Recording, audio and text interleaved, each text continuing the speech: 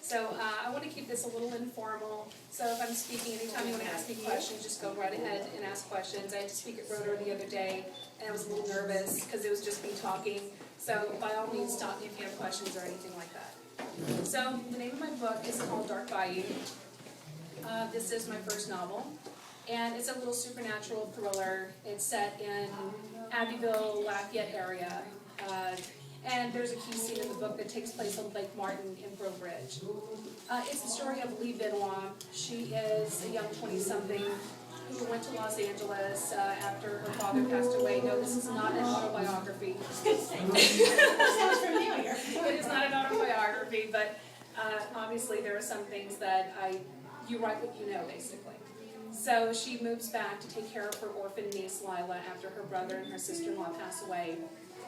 And whenever she comes back, she finds her grandmother is taking care of her niece. Her grandmother beckons her to stay home to take care of her. And in the meantime, she has this friend of hers named Lucas Castile, who is her brother's partner in the Lafayette Police Department. And Lucas tells her that there were some mysterious circumstances surrounding her brother's death and her sister-in-law's death. And this is where the supernatural bit kind of takes its place. Lucas Castile has a son, a little boy, who has dreams of this dark man, so to speak, who wants to harm Lila. Lee doesn't want to move back to Louisiana. She's happy in California. That's her new life. She kind of left on bad terms from Louisiana. So she decides after, going through it, she says, okay, I'm just going to come back and take care of Lila. And the whole time she just has these doubts about this supposed dark man, and she just thinks, oh, it's your imagination or whatever. But then she discovers that things start to happen, scary things start to happen, and she says, oh, this is real, I need to stay and protect her. So as soon as she starts to realize there's more to the story and more to her grandmother than she thought. And her grandmother her name is Clotilde. She is a very typical Cajun lady. That's why I chose Clotilde. It just invokes that. And people, I just moved back from Los Angeles, people in LA, they would say, how do you say that name? Because Clotilde is very phonetically, you can't really say it right. Clotilde? So no, it's Clotilde. So then I realized I probably should have, but I kind of like it this way now, to keep people kind of guessing, how do you say that? But people around here know how to pronounce Clotilde anyway.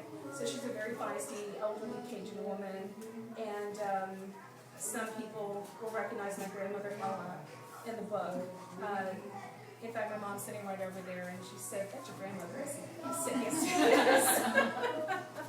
But you have to be careful with things like that, because people want to know, how come I'm not in the book? How come I'm not in the book? I said, I'm sorry, it's just based on one person.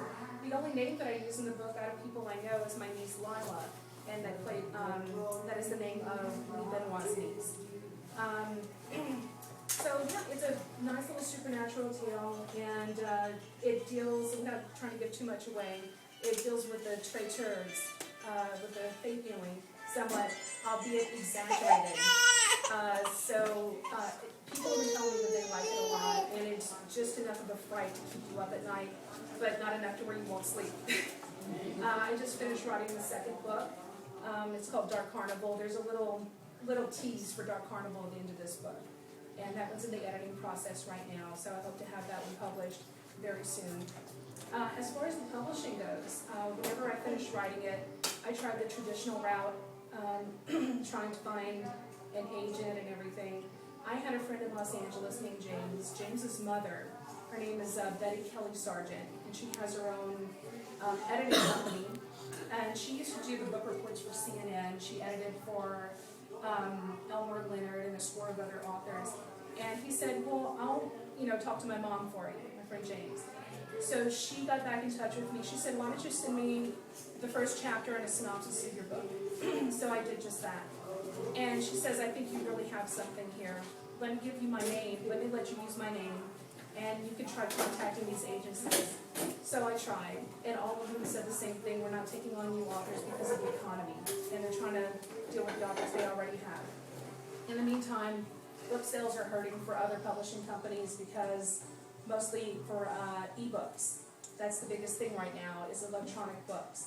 That's your Kindle, your Apple iPad, your Nook, so all these e-readers. is really hurting standard book sales for hardcover and paperback. So I contacted Ms. Betty Kelly Sargent again, and I said, thank you very much for letting me use your name. That was very nice of you, but no one's taking on your clients right now. So she strongly suggested that I self-publish. And I said, I don't know about that. There's such a stigma about self-publishing, but the more I started to research it, the more I realized that's what agencies are looking for now. They want to see who's selling the most in self-publishing. That's how they go through the slosh pile, so to speak. That's how they find out who's selling the most, and then they take those people on as clients. So it's really, really a hard game to get up there, to publish, to get your book out and your name out. So that's what I'm hoping to do with this book. I'm hoping to make a name for myself by doing these book festivals. I'm very happy to be in Ville Platte for my very first book festival, because it's like coming home. It's like the circle closes. And so for the second book, I hope there's enough buzz about that one for the second book to be successful. So far, this one has been doing very well, surprisingly enough, for Kindle, for the e-reader for Kindle. So I sell maybe 30 to 40 books a month, but that's without any advertisement. And even people in Australia are buying the book, because I can track where it's being bought. So I have people in Tennessee, and California, New York, Australia, and I just kind of get a kick out of seeing that. So yeah, definitely Kindle's my biggest seller, followed by Amazon in general, Amazon.com, because you can buy both copies, the hardcover or the paperback, on Amazon. And then, of course, it's sold through Lulu.com. That's the cheap. I always tell people, if you want to buy the book, that's the cheapest place you can get it, aside from buying from me, buy from Lulu.com, because that's where I went through to publish it. So they're very inexpensive on that website. Amazon, they hike up the price. But so far, the response has been overwhelmingly positive. Everyone tells me that they love it, and it took me a while to realize they weren't just saying that to me. They were just trying to be nice. And it took almost total strangers to say, hey, I really like that. I'm like, okay, you don't know me, so you're not just trying to make me happy, so you must like it. So overall, it's been just wonderful, and I was so excited that Miss Susie Lemoyne got in touch with me when she saw me. I work at KBPI right now. And she came into the office one day, and I just told her, oh, I have a book. And, I have to give Miss Susie credit, because she was my 7th and 8th grade teacher, and she taught English to us. I think it was in 7th grade. And she gave us an assignment to write a short story and a poem, and she picked mine as the best one out of the class. So that kind of kick-started my desire to start writing. And then my father collected books all the time, so he's an avid reader. And for those of you who don't know, maybe you remember my father. He worked at the Ville Platte Post Office at the front desk, and my mother is Knight and Duplechain right here. So she's been around. She used to substitute teach at Sacred Heart whenever I was really little. Yeah, so I've been very fortunate, and I'm glad to be back, and I'm so glad that Miss Mary asked me to come here and participate in the book fair. Thank you all so much for coming by to listen to me. I appreciate that. So if anyone has any questions. Nancy, I have a question. Sure. They really make chicken poop tea as a For those of you who have not read the book, there is, I had to do a lot of research on folkloric healing and faith healing and things like that.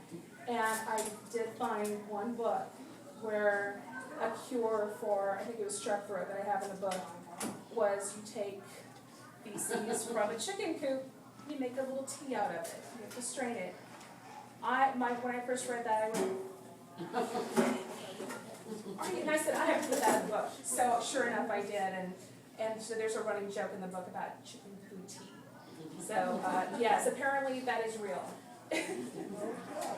Yes. I'm kind of curious why you didn't set it in Ville Platte and surrounding. I know they're more, Abbeville is very quaint. I'm just curious. Yeah, exactly. I wanted bayous more as a setting. When I first moved to Los Angeles, a year later, I came back home for a visit, and my friends and I thought it would be right for me to pretend I was a tourist. So we went to the old Baton Rouge Capitol, and I had been there since I was a little girl, so I was just pretending to be a tourist and going to eat at the Cajun restaurants. And I said, I never took a swamp tour. I grew up, in South Louisiana all my life, never took a swamp tour. So we took a little tour, a little 2-hour tour on Lake Martin and Breaux Bridge with this wonderful tour guide who just knew so much about the area, and we learned so much. But while I was in that little boat, the idea for the novel just hit me and the beauty of the area. So I kind of wanted to set it, mostly it started off as a jumping point from Lake Martin and Breaux Bridge. So from there it was just geographically, how can I make this work? That's not to say any future books won't be set in Bill Platt, with local Bill Platt references. But I'm a little hesitant of that because I don't want to get in trouble with anyone who would be like, oh, that's me, why did you make me, Wait until you're I'll do the successful and you can leave. Yeah. I already left You for can 3 write what years. you want. Exactly. Well, I guess if I just More got enough. successful. Right, thank you. But yeah, so that's why I said it there, because I started, that's where the novel idea hit me, was on Lake Martin, Breaux Bridge. And from there, and I have a friend, one of my best friends, she's like around the Abbeville area, and I always went to Lafayette all the time, so it was just geographically. I have a comment. I'm wondering if you trace your ancestry, if you'll find it with your text. Because I dropped in one day at the library at the genealogy meeting that they were having, just walked in to say hi. And they started filling me in with information I never thought I would hear. Come to find out the speaker was a relative of mine, so we had the same ancestry, so he filled me in a lot. But he said, when you have these coincidences in your life, if you trace your genealogy, you're going to find that people that you married that are totally unrelated, or people from your life, or a theme that keeps recurring in your life, might be from your ancestry. Might be like a genetic memory almost. That would be interesting. I think that would be very interesting. How about a seat of book in that?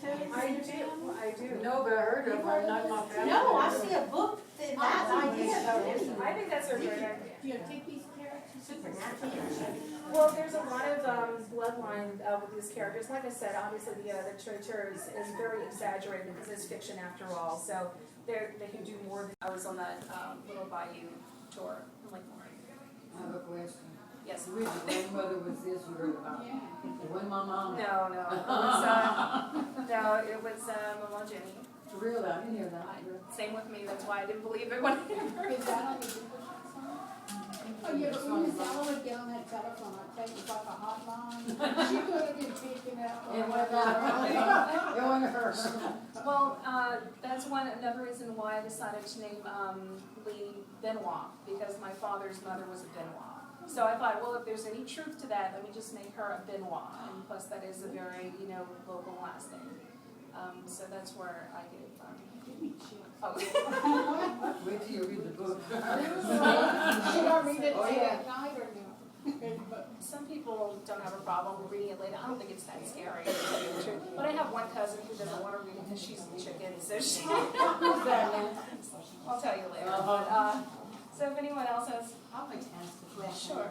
I think I read the thank you for that. It's going to be a trilogy. You have a third one as well. Yes.